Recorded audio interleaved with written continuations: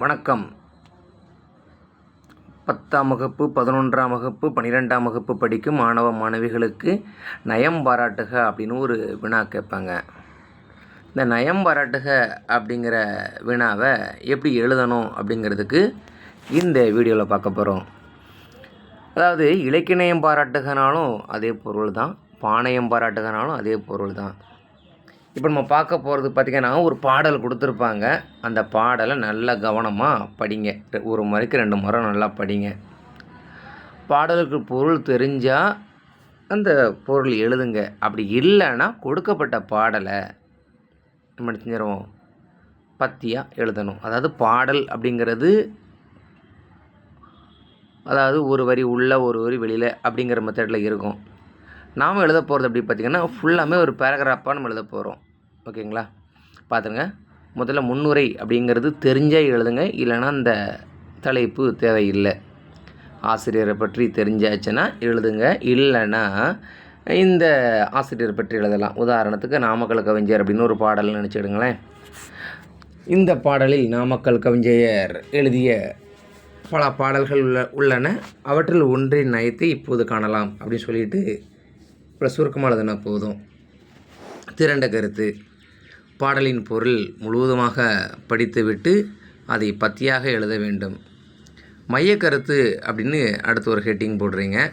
இந்த தலைப்பில் பாடல் என்ன சொல்ல வர்றாங்க அந்த கருத்தை மட்டும் எழுதுறீங்க. இது மைய கருத்து. அடுத்து துடைநயம். துடைநயத்தை பொறுத்த வரைக்கும் பார்த்திங்கன்னா, நிறைய மாணவர்கள் எழுதுறது பார்த்திங்கன்னா, மோனை எதுகை இது ரெண்டுமே உல்ட்டா பண்ணிடுறாங்க. அதாவது 2ஆம் எழுத்து ஒன்றி வருவது மோனைன்னும், மோனைன்னா 2ஆம் எழுத்து ஒன்றி வருவதுன்னு அப்படி மாற்றி எழுதிடுறாங்க. அதனால் கவனமாக எழுதுங்க. முதல் மோனை மேமாமிமர்ஸை பார்த்திங்கன்னா, முதல் எழுத்து ஒன்றி வருவது மோனை, 2ஆம் எழுத்து ஒன்றி வருவது எதுகை அப்படின்னு தெளிவாக இருக்கும். அதை பார்த்துக்கலாம். ஓகேங்களா? சரி, முதல் எழுத்து ஒன்றி வருவது மோனை அப்படிங்கிறத எழுதிட்டு, முதல் எழுத்து இதெல்லாம் ஒரே மாதிரி இருக்குது, அதை பார்த்து எழுதுங்க. 2ஆம் எழுத்து ஒன்றி வருவது எதுகை. முரண் இயைபு அப்படிங்கிற தலைப்பு நல்லா தெரிஞ்சால் இந்த தலைப்பை நீங்கள் பயன்படுத்துங்க. தெரியலைன்னா ஒன்றும் பிரச்சனை இல்லை, எழுதாட்டாலும் பரவாயில்ல. மோனை எதுகை மிக மிக முக்கியம். முரண் அப்படிங்கிறது பாடல் அமைஞ்சிருக்க எதிர்ச்சொல். மேலே கீழே, இரவு பகல், வந்தான் போனான், இதை மாதிரி எதிர்ச்சொல் இருந்தால் எழுதுங்க. இயைபு அப்படிங்கிறது பார்த்திங்கன்னா, எழுத்து சொல்லு இல்லைன்னா ஓசை, அதாவது எழுத்தோ சீரோ ஓசையோ ஒன்றி வருவது ஒரே மாதிரி வரும்போது வேண்டும் வேண்டும் வேண்டும் முடியுது, இல்லை வருவதும் போவதும், அந்த இடத்துல இம்முங்கிற எழுத்து வந்திருக்கு. சில இடங்களில் நீரோ ஆசையோ இது மாதிரி பார்த்துருப்பீங்களா. இது மாதிரி வரக்கூடிய அந்த ஓசை, அந்த ரேமிங் வேர்டு கூட இயைவு தான். அடுத்து தலைப்பு சொல்நயம் பார்க்குறோம். சொல்நயம் அப்படிங்கிறது பார்த்திங்க, பாடலில் கொடுக்கப்பட்ட பாடலில் ஏதாவது அந்த எளிய வார்த்தைகள் ஏதாவது ஒரு அதில் ஒன்று என்ன வார்த்தைனாலும் எழுதலாம். அது ஆர்டராக கூட எழுதலாம், இல்லை நீங்கள் மாற்றி மாற்றி கூட எழுதலாம். அந்த சொற்கள், அதாவது உதாரணத்துக்கு வந்த, போன, இருந்த, பாடலில் ஆசிரியர் கூறிய, இது மாதிரி சொன்ன வார்த்தை கமா போட்டு எழுதணும். எழுதி ஒரு 10 வார்த்தை எழுதிட்டு இவ்வாறு எளிய சொற்களை கையாண்டுள்ளார் எழுதி முடிக்கிறீங்க. பொருள் நயம். ஏதாவது ஒரு 5 சொல்லுக்கு அறிஞர் பொருள் எழுதுனா போதும். அப்படி எழுதி முடிச்சுட்டு கற்றவரும் கல்லாதவரும் எளிதில் பொருள் புரியும்படி பொருள் நயத்தோடு எழுதியுள்ளார் அப்படிங்கிறத எழுதிடுவீங்க. இது பொருள் நயம். அடுத்து பார்க்குறது பார்த்திங்கன்னா அணிநயம்.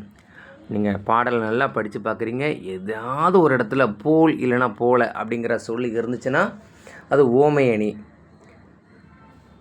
2வது ஆப்ஷன் என்ன பார்க்குறோன்னா, ஏதாவது சொல் திரும்ப திரும்ப வந்துருந்துச்சுன்னா சொற்பொருள் பின்வரும் நிலையணி. அதுக்கடத்தில் 3வது பார்த்துருப்பீங்க, பாடலில் இயற்கை பற்றிய கருத்து இருந்தால் உயர்வுன விருட்சணி.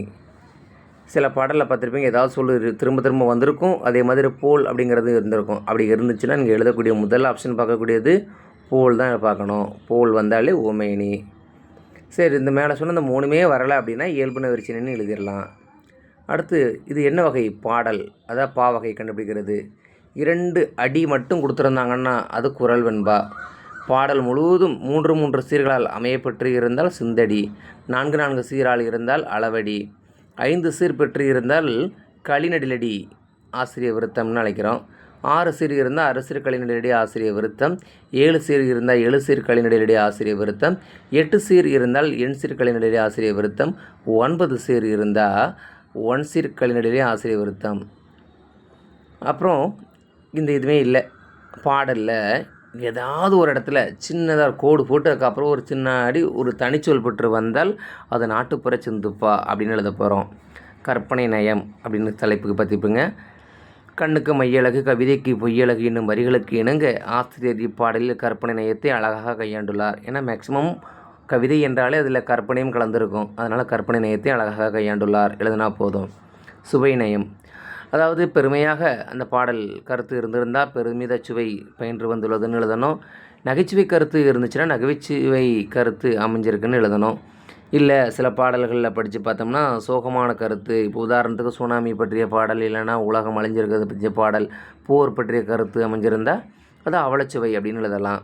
பாடலுக்கு ஏற்ற தலைப்பு, நீ என்ன நினைக்கிறியோ அந்த தலைப்பு எழுதுனா போதும். அப்புறம் கடைசியில் முடிவுரை எழுதுகிறோம். முன்னுரை எழுதுனா முடிவுரை எழுதலாம், இல்லைன்னா வேணாம். சரிங்களா? இவ்வாறு பாடலில் சொல் நயம், பொருள் நயம், தொடை நயம் போன்ற அனைத்து நயங்களையும் அழகாக கையாண்டுள்ளார் அப்படின்னு எழுதினா போதும். இதுதான் நயம் பாராட்டுக 5 மதிப்பெண் அழகாக வாங்குவதற்கான ஒரு இது. அதனால் நல்லா எழுதுங்க. ஓகேங்களா?